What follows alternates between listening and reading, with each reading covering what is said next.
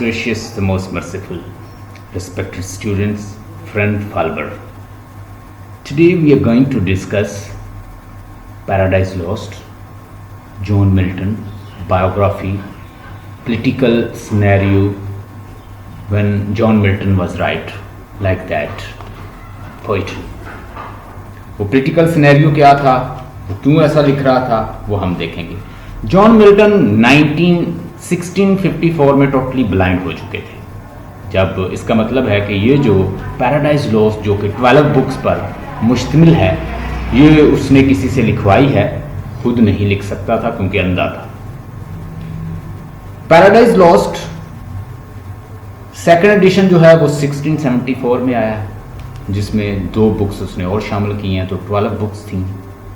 और जो पहला एडिशन है वो 1664 में आया है, 1667 में आया है. यानी पहला 1667 में, उसके बाद 7 साल के बाद वो दूसरा एडिशन देता है 1674 में. And he got blind, totally blind at the age of 1654. John Milton पैदा हुए हैं इंग्लैंड के अंदर 1608 में. लिख लीजिए, 1608 में इंग्लैंड के अंदर पैदा हुए हैं और 1674 में डेथ हुई है. और अगर आप देखें तो 1674 में ही सेकंड एडिशन आ रहा है. इट मीन दैट उसकी डेथ एज जो है वो ही उसकी सेकंड एडिशन की ही डेट है. पैराडाइज लॉस्ट उसने बाइबल से लिया है कंसेप्ट. अगर आप बाइबल को पढ़ें, मैंने बाइबल को जैसे थॉरोली स्टडी किया हुआ है, तो बाइबल की एक बुक है जेनेसिस बुक के अंदर, जेनेसिस जो उसका चैप्टर है, आप अगर उसको थॉरोली पढ़ें बाइबल का, तो उसके अंदर आपको पूरी डिटेल मिलेगी. उसमें वो पूरा डिस्कस किया हुआ है, ये सारा जो कुछ उसने डिस्कस किया है बुक के अंदर. यानी ये स्टोरी आपको होली कुरान में भी मिलेगी और ये आपको बाइबल में भी मिलेगी. बाइबल में डिफरेंट है, और उसने जो स्टोरी बाइबल से ली है उसने वो डिस्कस, चूँकि वो एक वो क्रिश्चियन था, तो उसने डेफिनेटली बाइबल को फॉलो करना था, तो उसने बाइबल से फिर वो स्टोरी ली है. मैं जो आपको स्टोरी सुनाऊंगा, चूंकि हम पैराडाइज लॉस्ट पढ़ रहे हैं, वो मैं ज़्यादातर बाइबल से सुनाऊंगा क्योंकि वो बाइबल से रिलेटेड है. तो आपको ये अपने माइंड में रखना होगा. इसको मीडिया रेस में उसने लिखा है. मीडिया रेस का मतलब होता है कि क्लाइमैक्स से स्टोरी जो है ना वो स्टार्ट होती है. यानी जहाँ पे आप देखें, अगर वो मैन फर्स्ट डिसोबीडियंस, उसका सब्जेक्ट पहले ही बता दिया जाता है, उसका एंड जो है, एंड से ऑनवर्ड फिर स्टोरी चलती है. ये मीडिया रेस जो है, ये इसमें उसने उसको लिखा है मीडिया रेस. लिख लें लफ्ज, he has written is medias res, MEDIAS, medias res, RES res. तो ये एक उसमें उसने किसको फॉलो किया है? पहले आम जो हम देखते हैं बिगिनिंग होता है, फिर मिड होता है, फिर एंड होता है, वैसे जो हम फॉलो करते हैं. लेकिन जो भी एपिक होगी, एपिक को वो किसमें लिखते हैं, उसका पहले सब्जेक्ट बता दिया जाता है कि ये ऐसे हुआ था. आप देखें कि of man first disobedience and eating forbidden tree, whose mortal taste brought death, जिसका मोटर टेस्ट जो है वो डेथ लाया ऑल ह्यूमन बीइंग के लिए. तो ये उसका सब्जेक्ट जो है, जब आप पैराडाइज लॉस्ट पढ़ेंगे तो फर्स्ट जो बुक है उससे आपको वो पता चल देगा. तो ये तो आज लास्ट में आना चाहिए था, लेकिन वो शुरू से फिर ऑनवर्ड चलता है. हाँ जी, ज़रा नोट कर लें कुछ पॉइंट्स. ये उर्दू में भी मैंने आपको सेंड किया हुआ है, आप उसको देख सकते हैं. John Milton was born on 9 December 1608 and on Bread Street in London, England. John Milton was born with poor eyesight पहले पुअर थी, और मैंने बताया कि 1654 में यानी 1654 में उसकी वैसे ही वो टोटली ब्लाइंड हो गया. अगर आपने अर्ल ऑफ सरे या वाइट सरे को पढ़ा हो, तो उन्होंने कंसेप्ट दिया था ब्लैंक वर्स का. देखिए तो ब्लैंक वर्स का जो कंसेप्ट है उन्होंने दिया था. उसके बाद बहुत सारे जो पोएट्स हैं वो उससे, और ये ब्लैंक वर्स में उसने इसको लिखा है. ब्लैंक वर्स जो होती है अनराइम पेंटामीटर में लिखी जाती है, iambic pentameter, unrhymed iambic pentameter में लिखा जाता है. ये वो रिदमिक नहीं होता, यानी इसमें वो रिदम क्रिएट करने की कोशिश नहीं करता, ये अनराइम्ड ही लिख देते हैं. और ये आप जैसे वो कहता है what though the field be lost, all is not lost, our unconquerable. So these are unrhymed iambic pentameter. ठीक है, ये इसमें लिखा था। हाँ जी,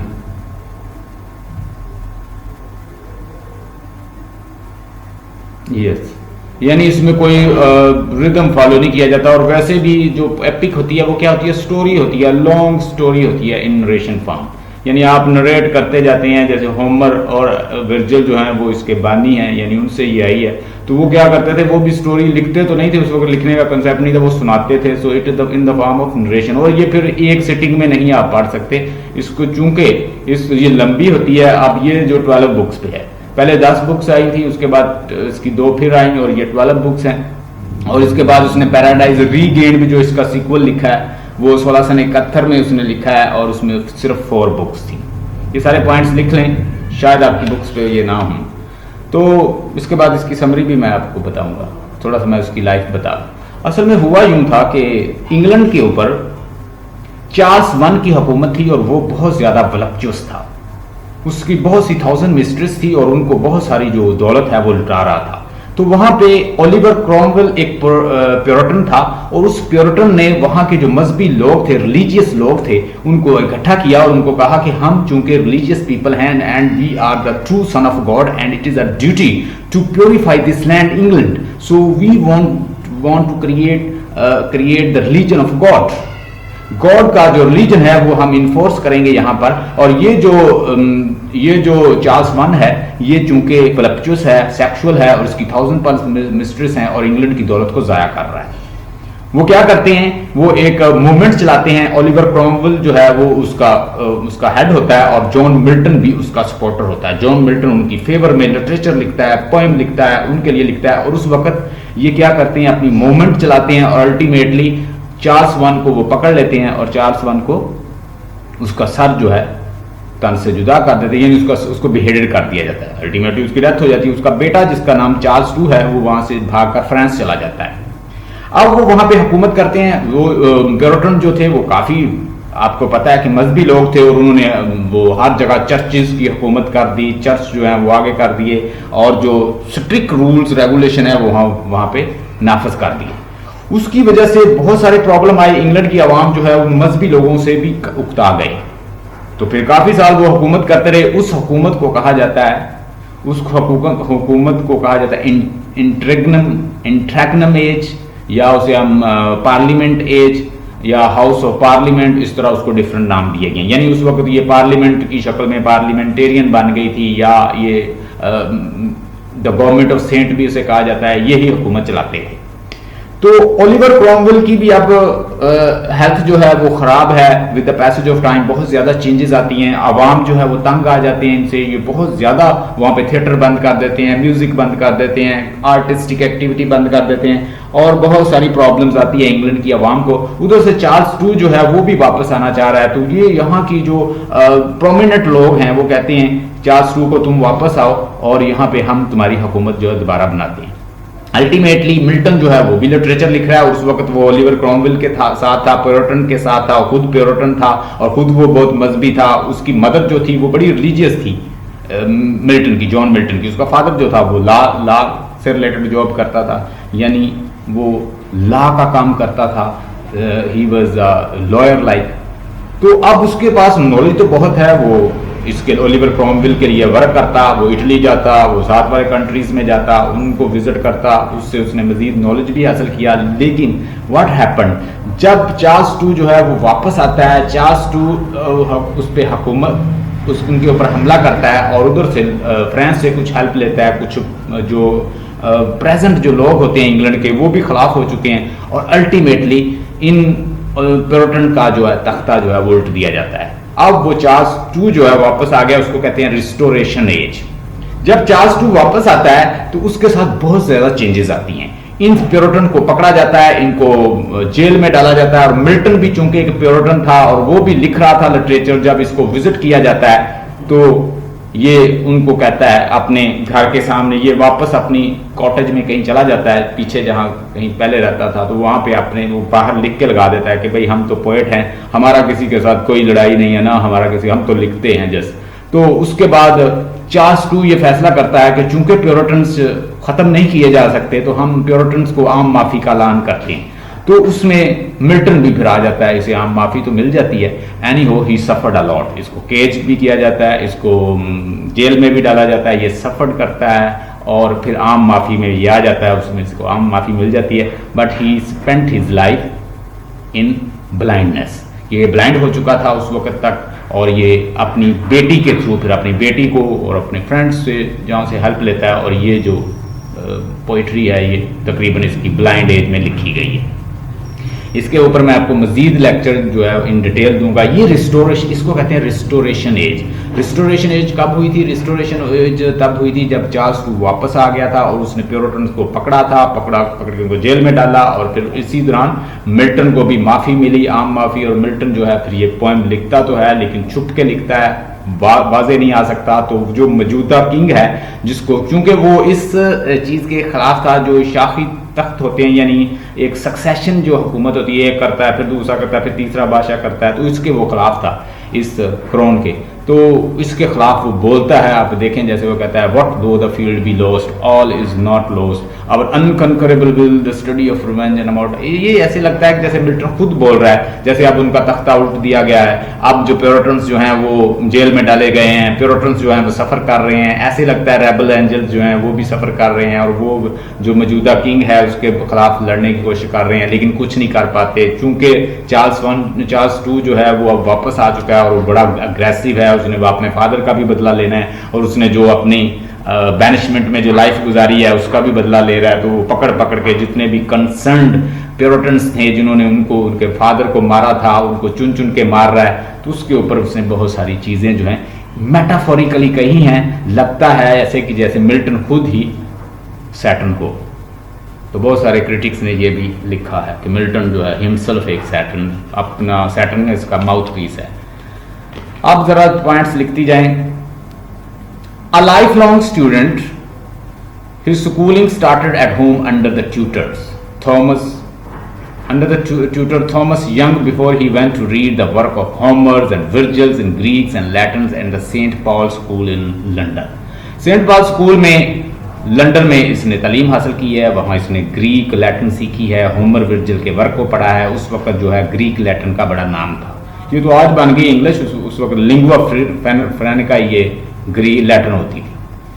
ही entered Christ college Cambridge in 1625, यानी 1625 में ये क्राइस्ट कॉलेज जो कैम्ब्रिज है वहाँ एंटर्ड हुआ है। वहाँ ही got admission with the intent to become a minister.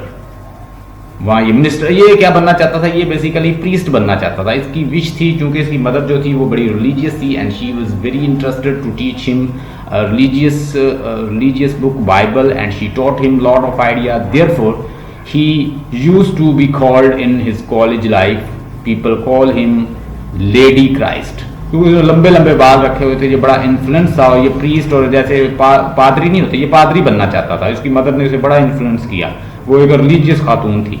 तो ही also learn French and Italian, उसने फ्रेंच और इटालियन सीखी, और इसने लंबे लंबे बाल रखे हुए थे। लोग इसको अक्सर मजाक करते कि लेडी क्राइस्ट आ गई। He traveled many countries and met many prominent men of the time, including the Galileo Galilei. Galileo Galilei को ये पर्सनली मिला हुआ है, यानी उस वक्त ये मौजूद था 1564 से 1642, यानी गैलीलियो गैलीली की ये एज है। और अगर मिल्टन की अगर आप एज देखें तो ये 1608 में पैदा हुआ है, 1674 में डेथ हुई है, तो इसका मतलब है कि उस एज में गैलीलियो मौजूद था, ये उससे मिला है।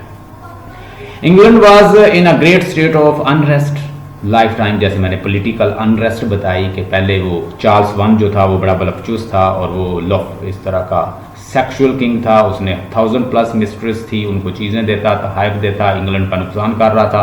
प्योरिटन्स और दूसरे लोग जो हैं उनको, जो पैट्रियट्स थे, उन्होंने कहा कि ये अच्छा काम नहीं कर रहा, इंग्लैंड की दौलत को ज़ाया कर रहा है, तो उसके खिलाफ मूवमेंट चलाते हैं। अल्टीमेटली उसे पकड़ा जाता है और उसको केज किया जाता है, उसे बीहेडेड किया जाता है। चार्ल्स II दौड़ जाता है फ्रांस, और फिर वो जब इनसे तंग आ जाते हैं, देखिए ना हर चीज़ जैसे वो विजन जो है, विजन बाय W.B. यीट्स, हमेशा दो ताकतें होती हैं। एक ताकत जो होती है वो सर उठाती है, वो पावरफुल होती है, वो दूसरी को कुचल लेती है। लेकिन जो ऊपर उठ रही होती है ताकत, जब उसको मौका मिलता है तो वो उसको कुचल देती है। यहाँ भी W.B. यीट्स को हम डिस्कस कर सकते हैं अगर मिल्टन के बारे में वो पूछेंगे। England was in a great state of unrest during his life time. Milton took the side of the puritan. Milton चूंकि एक प्योरिटन था, एक मजहबी था, और वो कहता था कि ये ट्रू सन ऑफ गॉड हैं और they are doing good work because they want to enforce religion in our country, so they should follow. और तो उन प्योरिटन्स ने क्या किया, म्यूजिक बंद कर दिया, थिएटर बंद कर दिया, जो राइटर्स जो थे उनको बंद कर दिया, यानी उनको लिखने से मना कर दिया। और ये सारे जैसे सिनेमा हॉल और ये चीज़ें जैसे हमारे यहाँ पे मजहबी लोग बंद करवा देते हैं, तो ऐसे वो करते थे। Took the side of the puritan, इसने प्योरिटन का साइड लिया। Rejected the popular politicals and the religious belief, adopted an anti royalist attitude against the king Charles one, और चार्ल्स वन के खिलाफ फैसला करता है और उसके खिलाफ लिटरेचर लिखता है। और शुरू से इसे ब्लैंक वर्स में लिखने का बड़ा शौक था। मिल्टन जो था प्रीस्ट बनना चाहता था, शुरू से पोइट्री करता था, कॉलेज लाइफ में पोइम लिख दी थी इसने, और इसने इसे ब्लैंक वर्स में लिखने का बड़ा शौक था। फ्री, यानी बगैर किसी रिदम के, बगैर किसी राइमिंग स्कीम के आप लिख सकते हैं ब्लैंक वर्स को। तो इसका बानी कौन था, वाइट सरे जो है, सरे जो था, उसने ब्लैंक वर्स को इंट्रोड्यूस करवाया था। और बाद में देखें किस किस ने इसको ब्लैंक वर्स को अपनी पोइट्री में शामिल किया। वर्ड्सवर्थ में शामिल किया, सैमुअल टेलर कॉलरिज ने शामिल किया इसको ब्लैंक वर्स को। प्लीज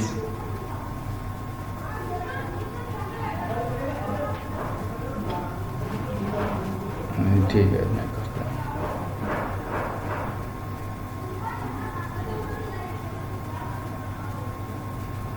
यस,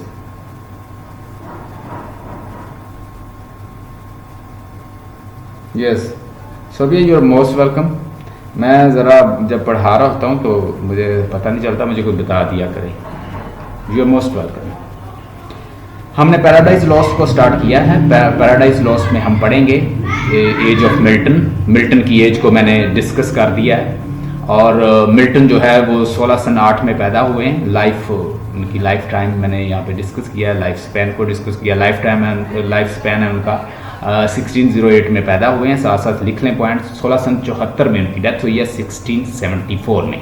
मिल्टन जो बेसिकली एक प्रीस्ट बनना चाहते थे, उनकी मदर जो थी वो बड़ी रिलीजियस लेडी थी, और जो उनके फादर थे he was law writer, mean to say that he is related to law field. तो they both unanimously they teach them religion as well as law. तो इसको इन दोनों चीज़ों पे बड़ी महारत थी। उस वक्त का तो जो बादशाह था ओलिवर क्रोमवेल, ये उसके लिए लेटर लिखता, और ये वो प्योरिटन था तो उसके लिए वर्क करता था। ये बेसिकली प्योरिटन था, यानी जो इसका सेक्ट था वो प्योरिटन था। और होता यूं है कि इंग्लैंड के अंदर एक किंग था, नाम था उसका चार्ल्स वन। नाम लिख लीजिए।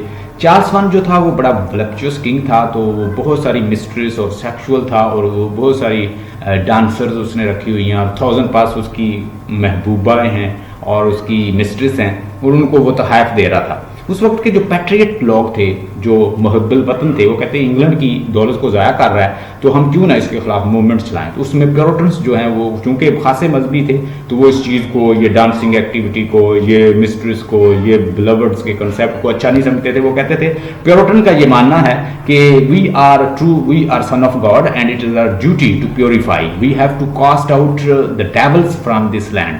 हमारी ये ड्यूटी है कि हम यहाँ से डेविल को कास्ट आउट करें, शैतान को भगाएं, और ट्रू जो गॉड का मजहब है उसको हम लागू करें। तो उसके लिए वो एफर्ट करते हैं। हमें प्योरिटन्स कहते हैं कि हमें प्योरीफाई करना चाहिए अपनी सोल को, less eat, less sex, less sexual activity, less romance, less worldly desires.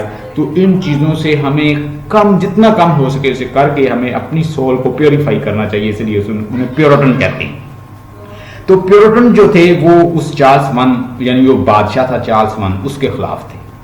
अब मिल्टन भी चूंकि इस चीज़ को लाइक नहीं करता, तो ये सारे मिलके उसका तख्ता उल्ट देते हैं और उसे पकड़ के बिहेडेड कर दिया जाता है। उसका बेटा जो है वो भागकर फ्रांस चला जाता है। अब मिल्टन जो है वो काम किसके लिए कर रहा है, ओलिवर क्रोमवेल के साथ। ओलिवर क्रोमवेल उनका लीडर था, वो उनके साथ मिलकर चूंकि उसका तख्ता उल्टता है तो अल्टीमेटली वहाँ पे एक पार्लियामेंट ऑफ सेंट जो है उसका वजूद आता है, यानी उस वक्त ये बनाई जाती है। यानी उस वक्त गवर्नमेंट कोई परफेक्ट गवर्नमेंट नहीं थी, ये प्योरिटन ही चला रहे थे इंग्लैंड। तो उसकी वजह से ये बहुत सारी पाबंदियां जो है उनके ऊपर इम्पोज कर देते हैं। मसलन कि आपने यहाँ पे थिएटर नहीं चलाना, आपने म्यूजिक नहीं, आप पोइट्री नहीं, आप less eat, less sleep, maximum prayers, और गो टू द चर्चेज। और वो इंग्लैंड के लोग आपको पता है बड़े मॉडर्न, और वो जो है इनसे तंग आ जाते हैं। जब इनसे तंग आ जाते हैं तो वो अल्टीमेटली वहां से कुछ जो हामी होते हैं चार्ल्स टू के, उसके फादर को जो भी हेडेड किया है, तो डेफिनेटली वहां पे एक, जैसे मैंने बताया था कि दो ताकतें हमेशा होती हैं, जैसे W.B. यीट ने कहा था कि हर कंट्री के अंदर हमेशा सिविलाइजेशन जो है वो इस तरह होती है कि एक जो है जो एक ताकत को दबा लेती है और एक जो ऊपर आ जाती है। अब जो ताकत वहां पे दबी हुई थी उसने कहा कि यार चार्ल्स टू जो है आप वापस आए, यहाँ पर हम आपकी हेल्प करते हैं, तो आपको दोबारा यहाँ पे तख्त लेकर देते हैं इंग्लैंड। तो वो फिर हमला करता है, तो प्योरिटन्स को वो हरा देता है। अब प्योरिटन जब हार जाते हैं उसमें मिल्टन भी आ जाता है, वो मिल्टन को भी पकड़ लेते हैं, उसके साथियों को भी पकड़ लेते हैं, प्योरिटन्स को भी पकड़ लिया जाता है, उनको जेलों में डाला जाता है, उनका ट्रायल होता है, उनके ऊपर सख्त पाबंदियां लगाई जाती हैं, उनका अरसा हयात तंग कर दिया जाता है। अब मिल्टन जो है उस वक्त ब्लाइंड भी हो चुका है। तो ये फिर अब ये दौरान जब ब्लाइंड था तब भी इसने लिखी है, और फिर वो आखिर रियलाइज करता है चार्ल्स टू के अब मुझे, यानी अगर मैंने हुकूमत करनी है इंग्लैंड में, चूंकि प्योरिटन का तख्ता उल्टा जा चुका है, प्योरिटन हार चुके हैं, प्योरिटन जो है वो डिफीट हो चुकी है, लेकिन प्योरिटन को हम मार नहीं सकते, इनको मुकम्मल तौर पे खत्म नहीं किया जा सकता। तो वो कहता है कि वो आम माफी का ऐलान करता है, तो उसमें फिर मिल्टन को भी माफी मिल जाती है। तो यानी हो मिल्टन जो है लिखता तो है what though the field be lost all is not lost, लेकिन वाजे बात नहीं करता, क्योंकि किंग जो है चार्ल्स टू जो है वो अब बादशाह है।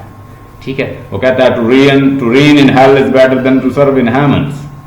What though the field be lost, O pit of the hell, seek thy new possessor, one who has brought the mind, never to be changed by place or time. यानी चाहे उसे आप जेल में डालें, चाहे कुछ भी करें, मैं ऐसा हूं कि जो ना जगह से बदलता है ना टाइम से बदलता है। कभी हम यानी हुकूमत करते थे प्योरिटन, अब ये यानी ये जो लाइफ है ये ऐसे लगता है कि मिल्टन की अपनी रिफ्लेक्शन है पैराडाइज लॉस्ट। कोई बहुत सारे लोग जो हैं उन्होंने क्या लिखा है इसके बारे में कि Milton is in each and every line of the paradise lost, कि मिल्टन ने मेटाफोरिकली कोई और बात की है, इसके सरफेस मीनिंग और है, एपरेट मीनिंग कुछ और नजर आते हैं। तो इस तरह ये पैराडाइज लॉस्ट के बारे में भी क्वेश्चन होगा कि भाई इसका रियल हीरो कौन है, इसका माउथ पीस कौन है, ये मिल्टन ने क्यों ऐसे लिखी है। तो फिर हमें ये चीजें डिस्कस करनी पड़ेगी।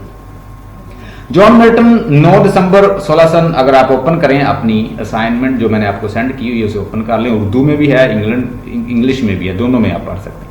John Milton was born on 9 December 1608 on Bread Street in London, England. John was born with the poor eyesight poor थी, और मैंने बताया कि 1654 में 1654 तक ये टोटली ब्लाइंड हो गया था।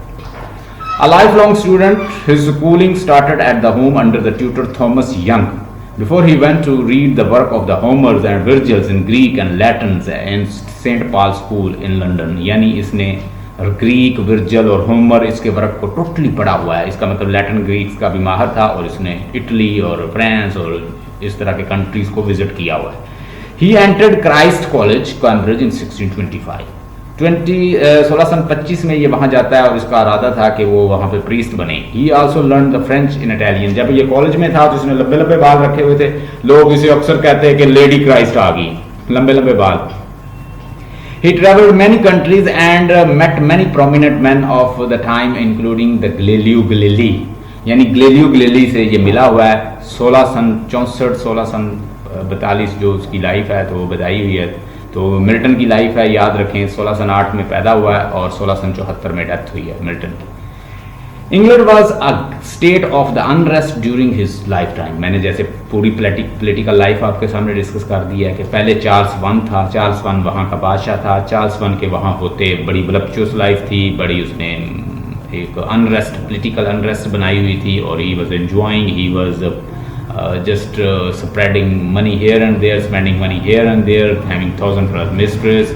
He was wasting money of England, and that is why all people collected together and they launched a movement against Charles I. And Charles I was ultimately caught and beheaded, और उसको beheaded कर दिया गया था। इसके ऊपर detail lecture मेरा YouTube पे शायद पड़ा हो, वो भी मैं शेयर करूंगा।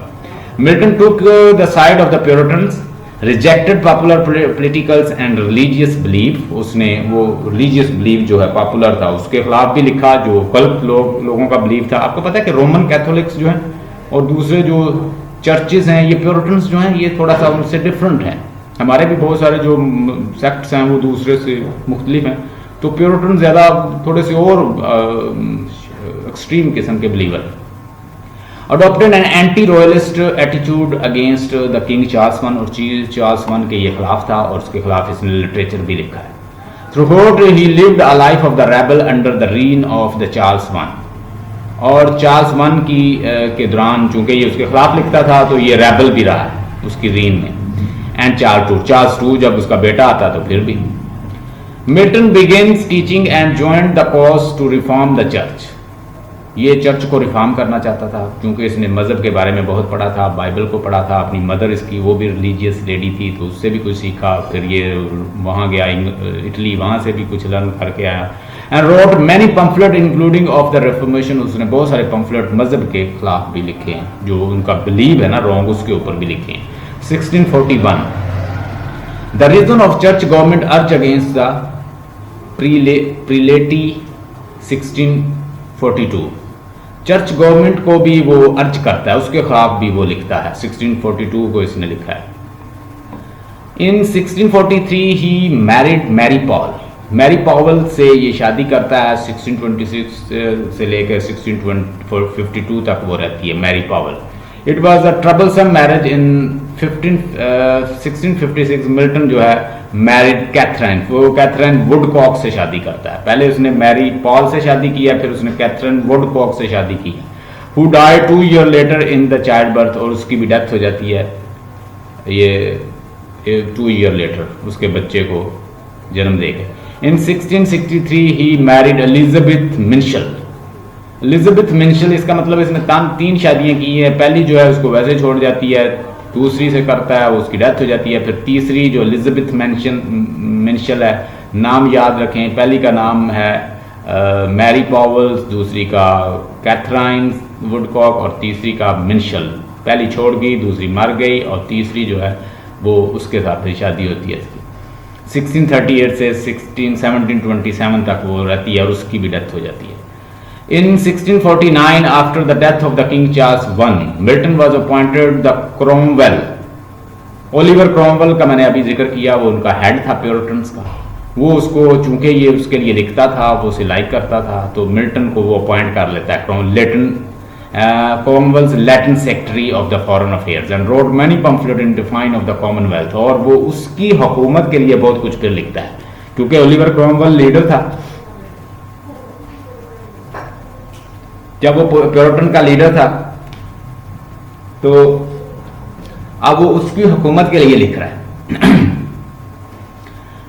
The intense work of the translating and writing created much pull on his eyes. जब वो इतनी मेहनत करता है रात दिन तो उसकी आंखें जो है पहले ही वीक थी वो और वीक हो जाती हैं। तो 1652 से ये ब्लाइंडनेस की तरफ जाता है और अल्टीमेटली 1654 तक टोटली ब्लाइंड हो जाता है। By 1652 he was entirely blind, but it seemed that Milton was not grieved by the loss of sight. After the death of the Cromwell and the restorations of the King Charles II, जब वो restoration as आता है, king अगर आप पढ़ें तो ये बड़ा मशहूर है रिस्टोरेशन एज कैसे आया था, क्या हुआ था। तो रिस्टोरेशन एज में ये हुआ था कि अब चार्ल्स II वापस आ गया है और वही गवर्नमेंट जो छीनी थी चार्ल्स I से अब चार्ल्स II ने वापस ले ली। और चार्ल्स II ने सारे मिल्टन के साथियों को जितने भी प्योरिटन्स थे, प्योरिटन की डेथ, बहुत सारे प्योरिटन्स के लीडर वैसे मारे गए, कुछ पकड़े गए और ओलिवर क्रॉमवेल की भी डेथ हो गई थी। और जो प्योरिटन्स की हुकूमत थी वो क्रम्बलिंग कंडीशन में थी। जब क्रम्बलिंग कंडीशन में थी, जब लीडर की ही डेथ होगी तो वो पीछे रह कुछ नहीं गया। In Charles II 1660 Milton retired from the public life, और मिल्टन भी अब रिटायर हो चुका है as band defender of the Commonwealth, और उधर से भी बैन लग गया। He did hid himself from the King Charles Lawlist and some of his book were burned। अब वो सारे इसको पकड़ लेते हैं और वो उनसे छुपता फिरता है और इसकी किताबों को भी जला दिया जाता है जो इसने सारा लिटरेचर उस बादशाहों के खिलाफ लिखा था। The Great Fire of London in 1666 destroyed the Bread Street house where he was born and that he had inherited from his father। जो इसका ब्रेड स्ट्रीट में घर था ना लंदन में, वो भी जला देते हैं लॉलिस्ट जो होते हैं चार्ल्स II के जितने भी हामी होते हैं। तो इसकी वजह से फिर इसे बड़ा नुकसान होता है कि वो इसका घर तक जला देते हैं। और ड्यूरिंग द प्लेग, उसके बाद ही the great fire of London, जब वो वहाँ पे फसाद होता है और वो इसका घर भी जलाया जाता है। During the plague years he left London and sheltered himself in village, और चूंकि इसका घर ब्रेड स्ट्रीट में चला दिया गया तो ये पीछे अपने विलेज में चला जाता है, वहाँ इसका एक कॉटेज होता है, वहाँ रहता है, मैंने पहले भी डिस्कस किया। In village he gardens are now a museums, अब इसके घर को म्यूजियम बना दिया गया है। It was here that Milton prepared for the publication, और वहाँ पे ही वो प्रिपरेशन फिर करता है, छुप के पैराडाइज लॉस्ट लिखता है, और उसमें वो वाजे तो नहीं फिर कर सकता चूंकि वो पोएट है, तो वो फिर छुप छुपा के अपनी जो बात है वो बड़ी अंदाज से कर दी, किसी छुप के कर दी बात के, वो वाजे बात, इम्प्लीसिट बात कर देता है, एक्सप्लीसिट वो क्रिटिसाइज नहीं करता। एंड पैराडाइज रीगेन्ड भी इसने लिखी है, जो कि एक सिक्वल था उसी का, पैराडाइज लॉस्ट का, तो उसको इसने 1671 में लिखा है। वो 4 बुक्स में, अगर आप पढ़ना चाहें तो वो भी मिल जाएगी। Which also include in his poetic drama wherein he reflected his own life once again under the monarchy. John Milton died on 12 November 1674 in Artillery Row, London, and now rests with his fathers in the Church of St. Giles, London. अब Saint Giles London जो है वहाँ पे इसकी symmetry है अपने father के साथ। He is buried there and he was born on 1608, 1608 को पैदा हुआ है और इसकी डेथ हुई है 1674 में। थोड़ा सा इंट्रोडक्शन सुन लें, डिटेल जो है वो कल इंशाल्लाह एक असाइनमेंट आपको सेंड करूंगा, उसमें हम डिटेल पढ़ेंगे। पैराडाइज लॉस्ट, चूंकि ये स्टोरी आपको होली कुरान में भी मिलती है और यही हमें बाइबल में मिलती है। ये चूंकि बाइबल से मुतासर था, बाइबल का ही स्टूडेंट है, बाइबल का ही फॉलोअर है, तो ये बाइबल की सुनाएगा। अब कैरेक्टर लिख लें जरा। इसके अंदर कैरेक्टर है, मेन कैरेक्टर जो है वो है सैटर्न, गॉड,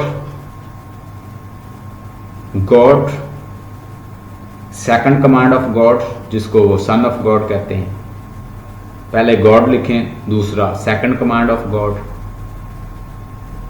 तीसरा लिखें एडम, चौथी ईव।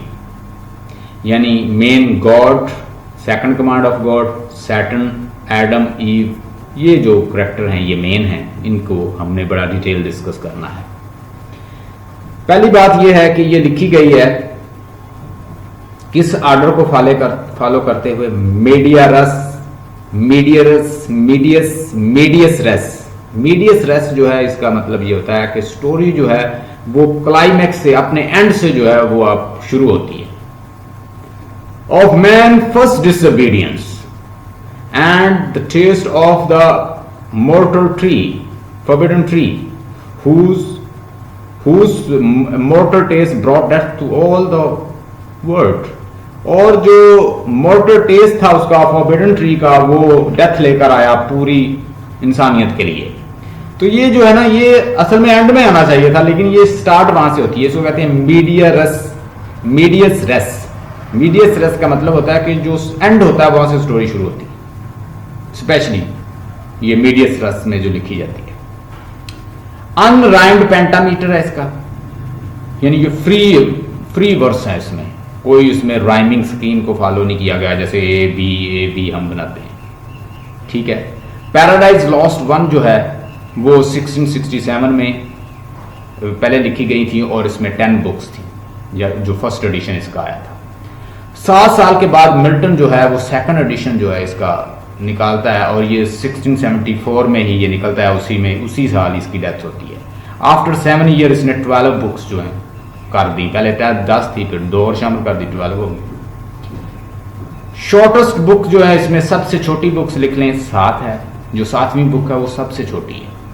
जो सबसे लॉन्गेस्ट है, यानी द लॉन्गेस्ट बुक 9, जो 9th है वो सबसे लंबी बुक्स है। इसके सीक्वल में उसने फिर लिखा पैराडाइज रीगेन्ड, 1671 में लिखा इसको, और इसके अंदर 4 बुक्स हैं। 7 पॉइंट्स लिखती जाएं, आपको फायदा होगा। Both book was written when Milton was totally blind. ये काइंडली लिख लें। ये दोनों बुक्स, चाहे वो पैराडाइज लॉस्ट हो, चाहे वो पैराडाइज रीगेन्ड हो, ये तब लिखी गई हैं जब मिल्टन जो है टोटली ब्लाइंड था। इसका मतलब है उसने खुद नहीं लिखी, उसने किसी से लिखवाई है। जैसे अगर मैं नहीं लिख सकता तो मैं किसी से दोस्त से हेल्प ले लूँ, यार तुम मेरी ये किताब जो है मैं बोलता जाऊँगा तुम लिखते जाओ, तो उसने इस तरह लिखवाई है।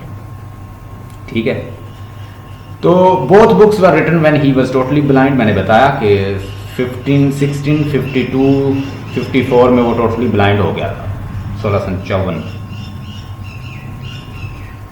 उसके बाद और उसकी आईसाइट पहले ही वीक थी। एपिक ट्रेडिशन, एपिक ट्रेडिशन ये है कि वो मीडियरस में लिखी गई है। होमर वर्जिल को उसने स्टडी किया है, लैटिन ग्रीक्स पोइट्स को उसने स्टडी किया हुआ है। पहले उसका बिगनिंग होता है, फिर वो क्लाइमैक्स और फिर एंड होता है, हमने देखा, लेकिन ये एंड से शुरू होगी। ठीक है, ऑफ मैन फर्स्ट डिसोबीडियंस जो है ये जाहिर करता है कि ये उसका सब्जेक्ट है जो उसने सबसे पहले दे दिया है। It is written in a climax and goes toward the beginning and end. यानी पहले उसका क्लाइमैक्स, वो पहले दिखा देगा जो उसका क्लाइमैक्स होना चाहिए था, उसके बाद फिर बिगनिंग और फिर उसके बाद उसको लेके जाता है ऑनवर्ड। ये आप जब इसको मुझसे अभी समरी सुनेंगे तो आपको पता चल जाएगा। बाइबल की बुक है जेनेसिस, उसके अंदर ये सारी स्टोरी जो है ये एज इट इज मौजूद है और यही स्टोरी है। इमॉर्टल और मॉर्टल, यानी अगर आप गौर से देखें, ओपनिंग लाइन जो है मेन सब्जेक्ट आपको बता देगा कि of man disobedience and mortal tree of man disobedience and taste of forbidden trees brought death to all humanity. उसका जो मॉर्टल टेस्ट था वो डेथ लेकर आया सारी ह्यूमैनिटी के लिए। इन्वोक द म्यूज, अगर देखा जाए तो हम जितनी भी लैटिन ग्रीक्स की पोइट्री देखते हैं तो वो शायरी की देवी को बुलाते हैं। ठीक है, कि वो म्यूज आए और हमारी हेल्प करे, हम ग्रैंड टास्क करने जा रहे हैं, इस ग्रैंड टास्क को फुल करने के लिए इतनी बड़ी बुक्स लिखना, तो वो फिर ऐसे करते शायरी की देवी को पुकारते। लेकिन वो कहता है कि मैं शायरी की देवी को नहीं पुकारूंगा, मैं किसको पुकारूंगा, मैं हेवनली म्यूज को पुकारूंगा। वही हेवनली म्यूज जिसने हजरत मोसेस को ब्लेस किया था, वही हेवनली म्यूज जिसने क्राइस्ट को ब्लेस किया था। तो मैं ऐसी म्यूज को बुलाऊंगा जो हेवनली म्यूज है, मेरी ऑर्डिनरी म्यूज नहीं है कि शायरी की देवी जस्ट मेरी हेवनली म्यूज, वो मुझे ये बड़ा टास्क करने में मदद देगी। ये हम इसके अंदर डिस्कस करेंगे। आगे मजीद पॉइंट लिख लें। हुआ यूं कि एक यूनिवर्स थी, उस यूनिवर्स, एक पिक्चर बना लें साथ यूनिवर्स लिख लें, ऐसे जैसे चकोर होती है। अच्छा, एक यूनिवर्स थी, उस यूनिवर्स को गॉड ने बनाया। ठीक है, बाइबल कहती है उसको गॉड ने बनाया according to Bible. I am not talking according to holy Quran, holy Quran is having another view. Holy Quran में जो लिखा है हम उसको मानते हैं और उसमें कोई शक नहीं है, देयर इज नो डाउट है। ये ऐसी किताब है जिसमें कोई डाउट नहीं है। और बुक्स में डाउट हो सकता है, लेकिन there is no doubt because it itself testifies. तो हम उसका भी साथ डिस्कस करेंगे। अच्छा जी, बाइबल के अंदर लिखा है कि गॉड ने यूनिवर्स को बनाया और उसने एंजल्स को बनाया, उसने लूसीफर को बनाया, उसने उसके बाद एंजल्स को बनाया, उसने उसके बाद सेकंड कमांड को बनाया, सेकंड कमांड यानी सन ऑफ गॉड को बनाया, और उसके अलावा बहुत सारे एंजल्स जो हैं वो अपनी अपनी ड्यूटीज दे रहे थे। ठीक है, अब जब जैसे ही उसने सेकंड कमांड को बनाया, एंजल्स मौजूद थे, सेकंड कमांड को बनाया, तो कुछ फरिश्ते जो हैं वो उसके खिलाफ हो गए कि सेकंड कमांड की क्या जरूरत है, जब हम जो मौजूद हैं आपकी बात करने के लिए हर वक्त हम अलर्ट हैं, तो what is the need of creating, तो इसको बनाने की जरूरत क्या है। यानी हम तो ये पुराने पाक को पढ़ें तो उसमें तो लिखा ना एडम को बनाया, तो ये यहाँ पे वो कहते हैं जी सेकंड कमांड को बनाया। ठीक है, ही ट्राई टू किल, कुछ वो खिलाफ हो गए और वो उससे कत्ल करने की कोशिश करते हैं कि हम इसे कत्ल कर देंगे, क्यों बनाया इसको। They wanted to have power, क्योंकि सारी पावर जो थी, नॉलेज जो था, उसने सेकंड कमांड को दे दिया गॉड ने, तो वो इसके खिलाफ हो गए कि भाई ये हमें मिलना चाहिए था। तो उसमें जो लूसीफर है वो सबसे ज़्यादा गुस्सा करता है, जी मैं तो आग से बना हुआ हूँ, ये जो है मुझसे ताकतवर कैसे बन गया, इसको इतना नॉलेज क्यों दे दिया, वो इसके खिलाफ हो जाता है। गॉड जो है उस पे उससे उसका टाइटल छीन लेता है। यानी पहले उसे लूसीफर बड़ा एक फरिश्ता कहा जाता था, अब उससे सिर्फ सैटर्न का नाम मिल गया, क्योंकि वो बोला है और वो खिलाफ हो गया गॉड के, और वो सेकंड कमांड को भी चैलेंज कर रहा है, तो इसलिए गॉड ने उससे टाइटल छीन लिया, उसे सैटर्न का नाम मिल गया। अब ये क्या करता है कि एक बड़ा 3 हिस्सा जो फरिश्तों का है, 1/3, एक तिहाई जो हिस्सा है एंजल्स का, उसको रेबल कर लेता है, उनको ये मोटिवेट, ये कन्विंस करना जानता है, ये स्पीचेस करना जानता है। What though the field be lost, all is not lost, to reign in hell is better than to serve in heavens. O potentate, O cherubs, why are you falling over? Where are you standing in a stupefaction? Why are you sitting in a stupefaction? Ready or serve in hell forever? तैयार हो जाओ या यहाँ पे सर्व करते रहना सारी उम्र। तो वो बड़ी पॉलिटिकल स्पीचेस जानता है, वो बड़ी बात करना जानता है, और एक तिहाई जो एंजल्स हैं उनको रेबल कर देता है। नो सैटर्न, अब सैटर्न जो है उसको टाइटल मिल गया, लूसीफर को टाइटल मिल गया, अब वो सैटर्न कहलाता है। एक फरिश्ता होता है, उसका नाम है अब्दियल, ABDIEL, अब्दियल। जो अब्दियल है, इसको भी ये पहले बरगला लेता है, लेकिन बाद में उसे पता चल जाता है कि वो गॉड का साथ देगा, वो फिर गॉड की तरफ चला जाता है और गॉड उसे फॉरगिव कर देता है। सैटर्न के दोस्त हैं, उनके नाम लिख लीजिए। उसमें बिल्ज़बब है जो सेकंड कमांड है उसकी, उसके बाद मैमून है, मलूच है, ठीक है, ये सारे जो हैं उसके दोस्त हैं, ये उसके दोस्त हैं, उसके फ्रेंड हैं, और बिल्ज़बब को उसने सेकंड कमांड दी हुई है। ये सारे मिलके गॉड के खिलाफ जंग लड़ते हैं, और God sent his representative Michael. God अपने एक रिप्रेजेंटेटिव, एक फरिश्ते आर्च एंजल को भेजता है, उसका नाम है माइकल, और माइकल जो आर्च एंजल है वो उनके खिलाफ लड़ता है, और साथ जो सन ऑफ गॉड है वो भी लड़ता है, और वो इनको इतना मारते हैं, और उनको थंडर बोल्ट और वो तलवारों से और स्वॉर्ड से इतना मारते हैं कि मार मार के इनको, इन सारे rebel angel along with Saturn, इनको जहन्नम में फेंक देते हैं। इनको पनिशमेंट मिलती है कि गॉड और ये जो सन ऑफ गॉड है, ये सारे अपनी पावर मिला के इनको कहाँ फेंक देते हैं, they are punished and they were thrown into the hell, और वहां पे ये फायरी लैक में वहां पे तैरते रहते हैं, ठीक है। वो जहन्नम में फेंकने के अमल को कहते हैं टाटरस, लिख लें, TATARUS, टाटरस, TATARUS, टाटरस भी कहा जाता है। ये टाटरस में पड़े रहते हैं। All the angel and Beelzebubs are tied on the fiery lake, और ये फायरी लेक में वहां पे पड़े रहते हैं और वहां तैरते रहते हैं, और अल्टीमेटली वहां पे चेंड हैं, और अब वहां ये पड़े हुए हैं। सैटर्न समहाउ अपने आप को अनचेंड कर लेता है।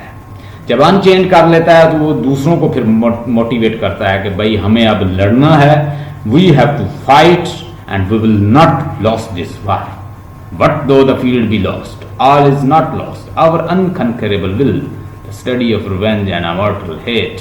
हमारी हेट, हमारी कर्ज, हमारा हौसला हमेशा रहेगा, और हम इंसानों को बहकाते रहेंगे, हम गायल और चीट या जैसे भी हम इस जंग को जीतेंगे। जब वो चेंड थे तो वो अपने आप को अनचेंड कर लेता है, और उसके बाद रिकलेक्ट करता है अपनी पावर को, और अपने जितने भी रेबल एंजल है उनको वो मोटिवेट करता है। ये क्या करते हैं, सारे एंजल्स, ये रेबल एंजल इकट्ठे होते हैं और ये मिलके एक बनाते हैं पैंडीमोनियम। ये उस जहन्नम में खुदाई शुरू कर देते हैं, क्योंकि ये सारे आर्किटेक्ट थे, ये बड़े आर्किटेक्ट थे, और they are having some architectural skills.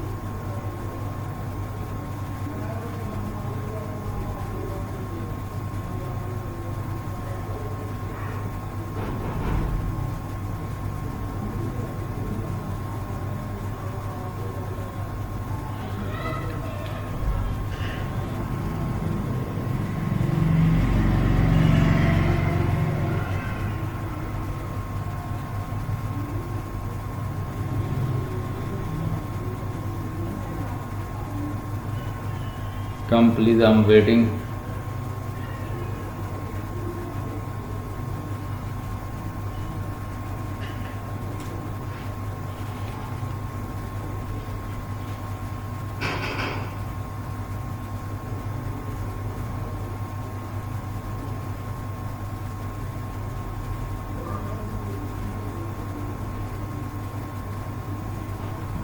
Okay, तो इस तरह ये सारे they are artist, they can do their work. So what they do, they are architect. उसमें जो सबसे जो उनमें ज़्यादा आर्टिस्ट है, जो ज़्यादा उनमें वर्क जानता है, एक आर्किटेक्ट है जो सबसे अच्छा, उसका नाम है मल्सीबर.